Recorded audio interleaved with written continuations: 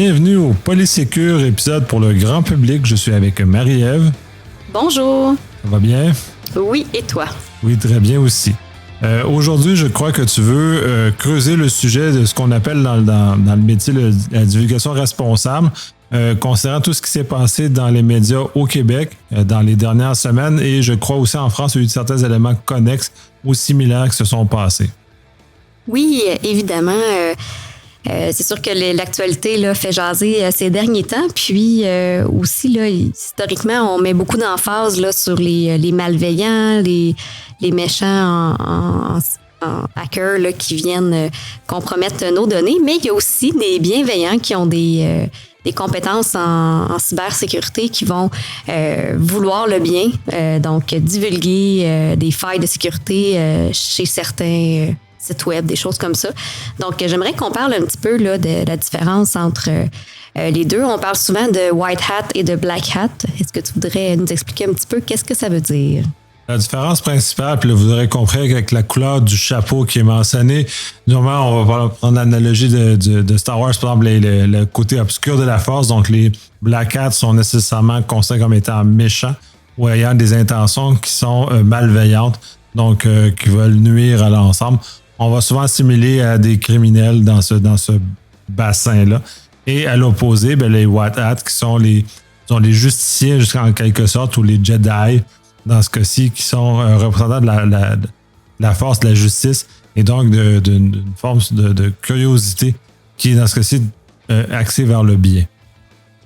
Oui, donc là, tout vient de l'intention. En fait, là, dans les deux cas, c'est corrige-moi si je me trompe, c'est des personnes qui vont cibler des failles, qui vont voir une opportunité d'exploiter une faiblesse pour aller chercher des données. Il y a quelqu'un qui va décider de prendre les données et d'avoir des intentions malveillantes avec, puis une autre personne qui va avoir l'intention de simplement lever le flag, lever la main, puis de pointer vers la faille en question.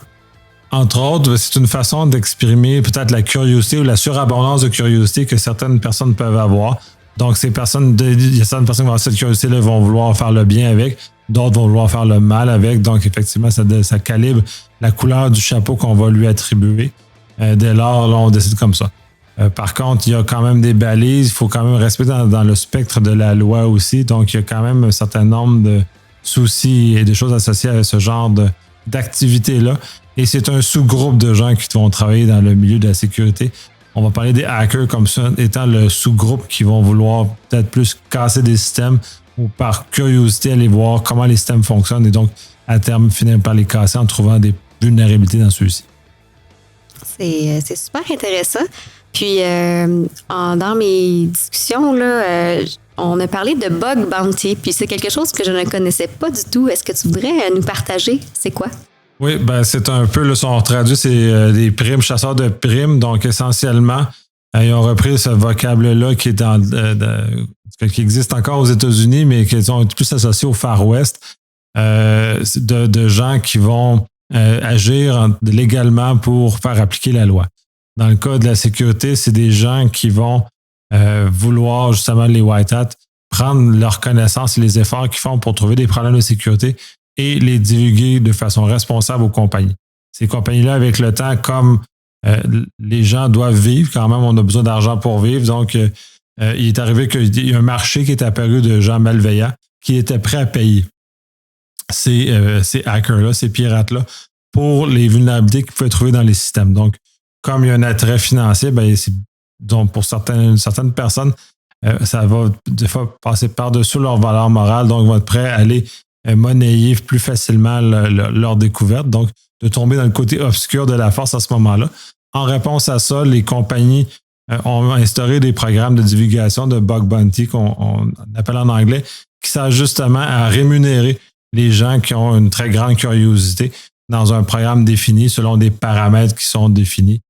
Ça va varier des programmes, mais généralement, ça va de quelques milliers de dollars à jusqu'à 1 million généralement, tout dépendant du type de vulnérabilité qui est trouvé et les critères de ce que la compagnie veut faire. Fait les compagnies, au final, ont fait un espèce de contrebalance pour éviter que les gens qui ne sont pas nécessairement moyens soient tentés de vendre ça sur les marchés noirs.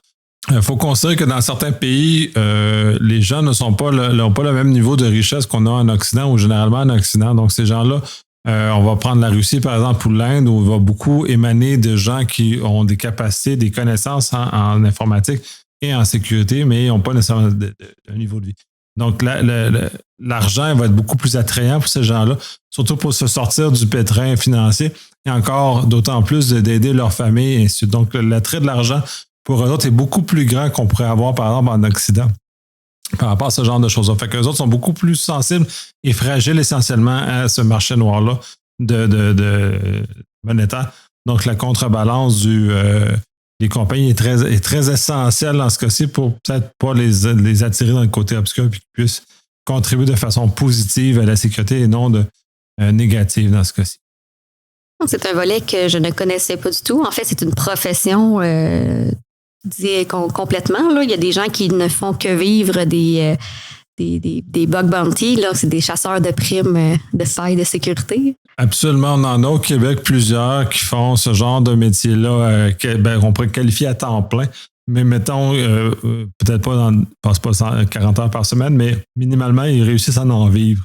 Donc, ils sont capables d'aller se faire payer de ces primes-là suffisamment pour avoir un salaire décent dans leur vie. Puis d'autres, certains que je connais ont même allé jusqu'à utiliser ça pour voyager.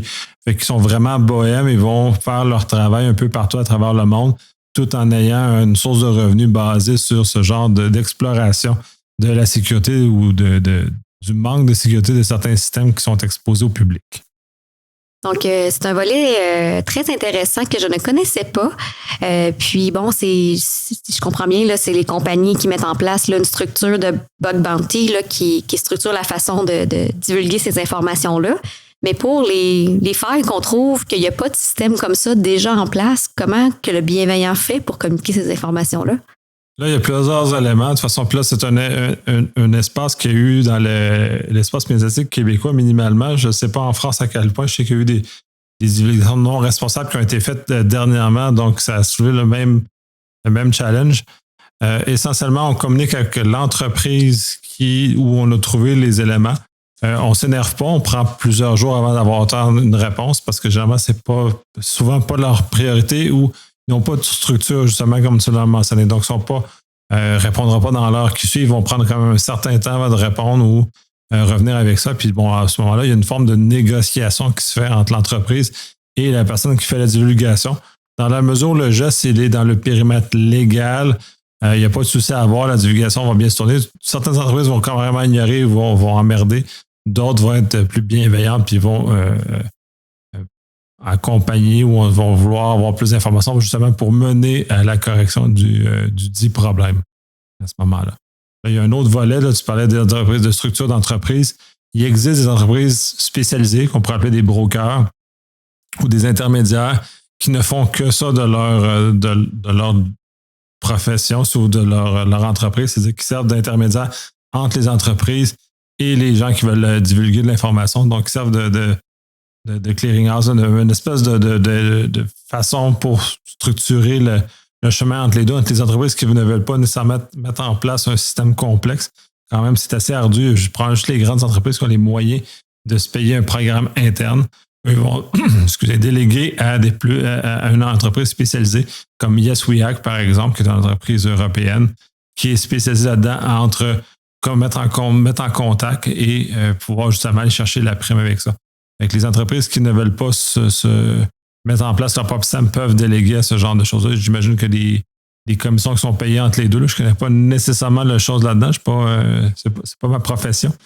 Mais c'est le genre d'endroits qu'on peut rencontrer ce genre de travail-là. Puis d'ailleurs, je suggère normalement les compagnies qui n'ont pas rien en place d'aller vers ces brokers-là pour faire ce travail-là, pour les aider à cheminer justement pour ne pas avoir à supporter ou savoir quoi répondre aussi parce que ça prend une certaine forme de processus interne. La plupart des entreprises ne l'ont pas. Là, tu le mentionnais justement, qu'est-ce que je fais si ma petite PME du coin de la rue n'a pas ça, j'essaie de communiquer avec eux autres. Souvent, ils vont prendre plusieurs jours avant de répondre ça. Donc, déléguer à ce genre d'entreprise-là qui vont déjà faire une partie du travail puis d'encadrement. Puis il y en a qui sont vraiment, vraiment chouettes là, en termes de cheminement. Donc, c'est un très bon service qui permet justement de peut-être faciliter l'intermédiaire entre les gentils hackers et les entreprises. Donc, les options sont là pour communiquer ce type d'informations. Donc, si je résume bien qu'est-ce qu'on vient de se dire, les bienveillants existent. Il y en a qui veulent simplement faire savoir les failles qui ont été trouvées. Il y a des bug bounty qui existent pour structurer cette délation-là, si on veut. Ça peut être un emploi à temps plein pour les personnes qui désirent faire ça et qui aiment ça. Puis, s'il n'y a pas de structure prédéterminée, mais il y a quand même des brokers ou d'autres façons. Puis, dans tous les cas, d'être bienveillant envers les entreprises, là, ça reste quand même la base. Oui, c'est ça. Comme tu dis, bienveillant, c'est le point essentiel. On a eu un cas au Québec dernièrement, au moment où on enregistre cet épisode-là en 2021, où justement, il y a quelqu'un qui a fait une divulgation de façon peut-être un peu énervée.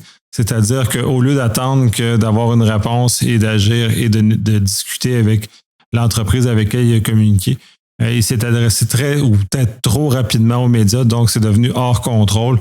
Donc, l'événement a pris des proportions qui étaient hors normes quand, dans le fond, s'il avait été un peu plus patient et un peu plus compréhensif par rapport à la communication qu'il avait avec l'entreprise avec qui il discutait, ceci ne serait pas passé et tout le monde aurait probablement été très heureux dans cette histoire-là. Ça a créé cette chose, mais patience, communiquer. Des fois, les entreprises ne sont peut-être pas bien outillées pour ça, fait qu'il faut être très compréhensif face à ces entreprises-là. Et si vous êtes l'entreprise qui recevez ça, parce que vous êtes de ce côté-là, soyez aussi bienveillant. Ces gens-là ne veulent pas vous extorquer. Ils veulent, dans le fond, par un excès de curiosité, ils veulent communiquer cette espèce de savoir qu'ils ont. Donc, juste les accompagner et vous aider à cheminer aussi. Là. Oui, si je comprends bien, il y a bien des étapes et des options aussi avant de se rendre sur la place publique. Là. Donc, pourquoi ne pas les prendre et prendre le temps de bien faire les choses pour tous. Donc, ça fait le tour de mes questions par rapport à la divulgation responsable des failles de sécurité informatique. Nicolas Lake, est-ce que tu voudrais rajouter quelque chose? Non, c'est pas mal tout. Je pense qu'on a fait une couverture assez complète de ça. De toute façon, on revient toujours là-dessus. Revenez-vous avec les questions. On peut approfondir des points précis qu'on n'a peut-être pas couverts suffisamment. Merci bien, Nicolas Lake, et je vous dis à la prochaine. Merci, à la prochaine.